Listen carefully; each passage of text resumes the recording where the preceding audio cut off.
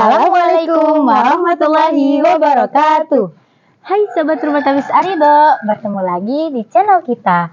Di video kali ini kita akan berdiskusi beberapa kasus di masyarakat tentang masalah fikih. Mau tahu? Yuk, ikuti kita terus. Najwa, gak kerasa banget kan? Kita belajar fikih itu udah 3 tahun. You're right. Dari yang awalnya kita anggap itu halal ternyata haram, terus yang kita anggap haram ternyata halal, terus yang juga kita anggap sepele ternyata fatal banget loh di dalam fikih. Sahih. Hadhihi ahammiyatu ta'allumil fikih. Selain itu juga keutamaan fikih.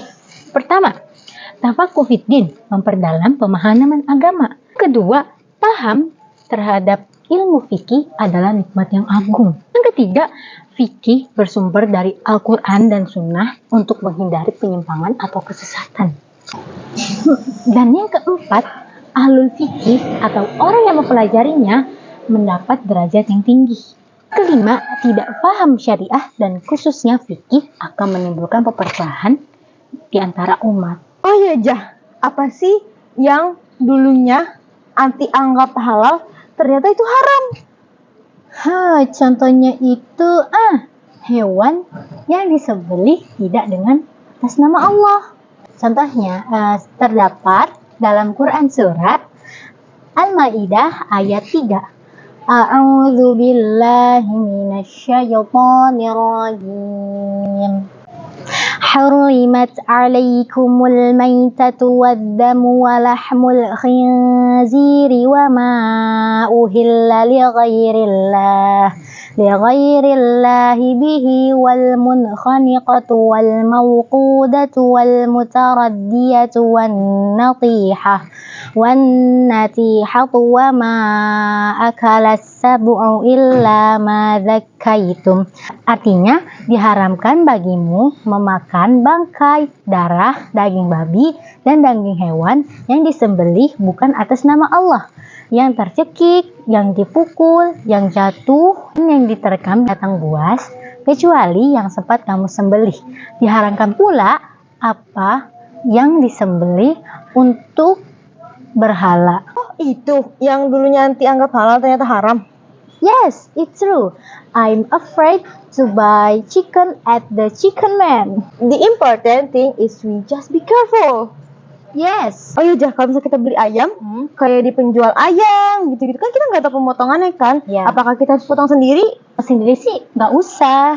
Tapi kalau misalnya kita mau beli ayam hidup terus kita potong sendiri dengan menyebut nama Allah, nah kita bersihin bulunya di tukang ayam aja juga nggak apa-apa, itu lebih bagus gitu kan. Tapi kalau misalnya kita mau beli di tukang ayam atau beli yang di frozen gitu, nah itu kita lillahi ta'ala aja, baca doa sebelum makan, insyaallah halalan thayyiban. Untuk itu juga pemotongan ayam bisa dilihat dari apakah urat leher ayam itu terputus. Kalau misalkan terputus, berarti itu pemotongannya baik. Apabila enggak terputus, pemotongannya bisa dibilang tidak halal. Dan Gitu. juga lebih baik beli ayam kepada penjual yang muslim. Agar lebih aman gitu. Nah, sekarang kita mau tanya-tanya nih ke teman-teman. Kan menyembelih hewan dengan tidak menyebut nama Allah itu hukumnya haram. Nah, gimana nih bagi penjual ayam yang bisa seharian tuh bisa 100 atau 200 ayam kan? Iya. Itu apa harus dia memotong ayamnya, ayam 1 dipotong Bismillahirrahmanirrahim, ayam 2 dipotong Bismillahirrahmanirrahim. Kayak kelamaan gak sih? Iya. Setiap mau motong Bismillahirrahmanirrahim. Iya. Nah, atau kita motong ayam 1 Bismillahirrahmanirrahim dan kita seterusnya udah gitu, tinggal motong aja. Itu gimana? Gimana tanggapan dari teman-teman sekalian? Terus di kolom komentar ya. Nah, sekarang nanti dong Najwa, hal apa sih yang awalnya dianggap itu haram, ternyata itu halal? Air laut. Dulu anak kira air laut itu nggak boleh untuk bersuci loh. Ternyata boleh. Seperti dalam hadis Rasulullah Shallallahu Alaihi Wasallam dari Abu Hurairah radhiyallahu anhu bahwa ada seseorang bertanya kepada Rasulullah Shallallahu Alaihi Wasallam, ya Rasulullah, kami mengarungi lautan dan hanya membawa sedikit air. Kalau kami gunakan untuk bersuci, pastilah kami kehausan. Maka mereka bertanya, bolehkah kami berwudu dengan air laut? Rasulullah SAW menjawab, air laut itu suci airnya dan halal bangkainya. Hadis riwayat Abu Daud, At-Tirmidzi, An-Nasa'i, dan Ibnu Majah. Mada taqsidina? So, udah jelas dalam hadis itu, kalau misalkan kita itu boleh bersuci menggunakan air laut. Ana kira dulu air laut itu nggak boleh digunakan bersuci loh. Karena pasti kan di laut pasti banyak bangkainya gitu kan. Man yurid an yaktasil bil ma'il bahar. Lakin tadha anil ma'il halal. Selain itu, ternyata air hujan tuh suci tahu. Sebagaimana di dalam Quran surat Al-Furqan ayat 48. A'udzu billahi minasyaitonir rajim. Wa huwal ladzi arsala ar-riyaha bushran baina yaday rahmatih wa anzalna minas samaa'i ma'an tahura. Artinya, dan dialah yang menghidupkan angin sebagai pembawa kabar gembira sebelum kedatangan rahmatnya, hujan, dan kami turunkan dari langit air yang sangat bersih. Oh, kayak gitu. Ternyata selain air laut sama air hujan, masih ada lagi loh. Kayak air salju. Maksudnya salju. Oh iya. Embun. Terus air zam-zam. Itu sih udah pasti lah ya. Pasti. Terus air sumur atau mata air. Dan juga air sungai. Tuh. Dan air yang bisa dianggap suci itu adalah air yang tidak berubah rasa, aroma, dan warnanya. Nah, di kita aja udah banyak banget kan problem, apalagi di masyarakat yang mungkin bisa mereka kira hal itu it's normal, but the punishment it's fatal. Contohnya tuh kayak ini gak sih? Nyebar aib sesama muslim, tapi orangnya udah meninggal. Na'am sahih. Ala sabili misali raihatul jasati saqilah wa jismuhu aswad. Pasti ada aja kan orang yang gak amanah tuh nyebar aib sesama muslim. Al-hujjatu hiya qata'ah minal hadithil arba'in raqam 36. Wa man satara musliman satarallahu fid dunya wal akhirah. Barang siapa menutupi aib seorang muslim, maka Allah akan menutupi aibnya di dunia dan di akhirat. Here's another reason. Dari Ibnu Umar radhiyallahu anhu, ia berkata, Rasulullah sallallahu alaihi wasallam bersabda, hendaknya orang yang memandikan jenazah kalian adalah orang-orang terpercaya. Hadis riwayat Ibnu Majah. Nah, selain kita nggak boleh mengumbar aib jenazah, kita juga nggak boleh meratap kepergian jenazah. Ya, betul banget, apalagi sampai meraung-raung, merobek pakaian, mukul-mukul, melukai diri sendiri gitu ya. Serem banget gitu kalau ngelihatnya. Nah, menangis tuh boleh, tapi jangan berlebihan. Kita mau cari pemandangan baru nih. Yuk kita pindah tempat. Akhirnya kita udah punya tempat ya, lebih segar gitu loh tuh pemandangannya. Mantap. Nah, kita lanjut aja ya. Jah, apa sih di dalam masyarakat itu yang terkadang kita anggap sepele, tapi ternyata itu fatal banget loh. Contohnya itu, istitar saat istinja.